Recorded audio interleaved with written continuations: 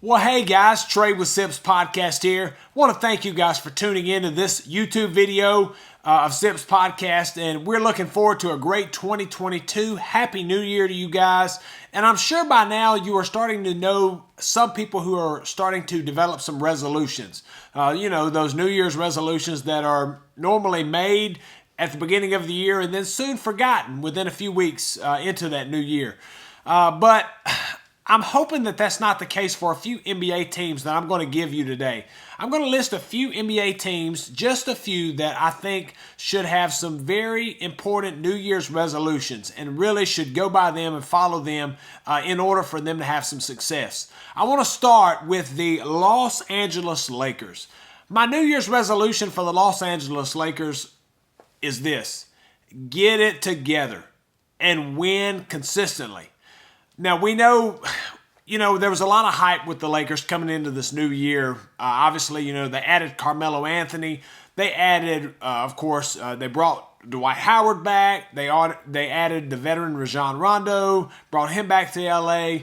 Really pieced this team together with some guys who have some experience, who are veterans. And then, of course, they added like Malik Monk. They added Avery Bradley, who's a good defender. Kendrick Nunn, some of these guys, and they really were hoping to get a lot of production out of them. And obviously, they were going to be led by their leader, the King, LeBron James, as they call him. But it didn't take long for us to see that they had trouble getting it together. Anthony Davis, of course, their premier player, he's had trouble staying healthy. Obviously, he's injured right now, unable to play. Don't know when he's going to return exactly. And, of course, then they brought in Russell Westbrook, who obviously is a triple-double machine. And they brought him in. And, even with Russ and LeBron on the court and then the guys, the role players and everybody else, it just hasn't worked. It really hasn't. Now, granted, they have had some injuries. They have Kendrick Nunn, who's a great player, or a good player, good solid piece to add to the mix. He's been injured. Obviously, so health has been a factor for the Lakers. But even when they had Anthony Davis and LeBron and Russ on the court at the same time, it just didn't look real good. It really didn't. Russell Westbrook, as good as he is, we all know what Russ is, but he's a turnover machine also. I believe he leads the league in turnovers. He just turns the ball over a lot. Sure, LeBron's going to turn it over some, but and Russ, he just goes 90-0, and sure, he can score, and he's going to get he's pretty much a walking triple double, but it takes more than that in order to mesh and really develop yourself as a contender, as a title contender. Years ago that kind of stuff worked, but nowadays you got to have more than that. You really do. And so I don't know where the Lakers need to go from here necessarily. I'm not an expert in all of that, but I just know what I'm seeing is not working for the Lakers. So I hope that they get that figured out and get that figured out quickly. But their New Year's resolution should be get it together and win consistently. So you got to find a way to do that in 2022 if they're going to have success. All right, another team I want to get to is the Brooklyn Nets. Brooklyn Nets, quickly here, I'll make mention. The Brooklyn Nets are having a good season. They have Kevin Durant, they have James Harden, and then, of course, they have Kyrie Irving. And, of course, we know by now, that Kyrie Irving has been unavailable for most of the season due to not being willing to get vaccinated, and which is, that's been his choice, his decision. And he said he knew the consequences, but then he says he wasn't prepared for the consequences. Well, we've seen over the last week or two that where the team has obviously had a lot of either COVID-related, due to COVID protocols, they've had players out or also had players injured.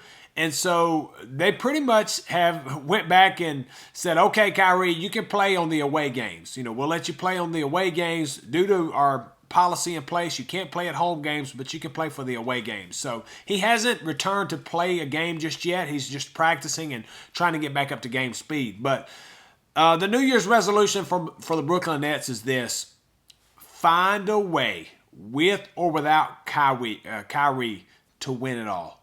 Find a way to do that. They're really good. The Nets, they had a good season last year.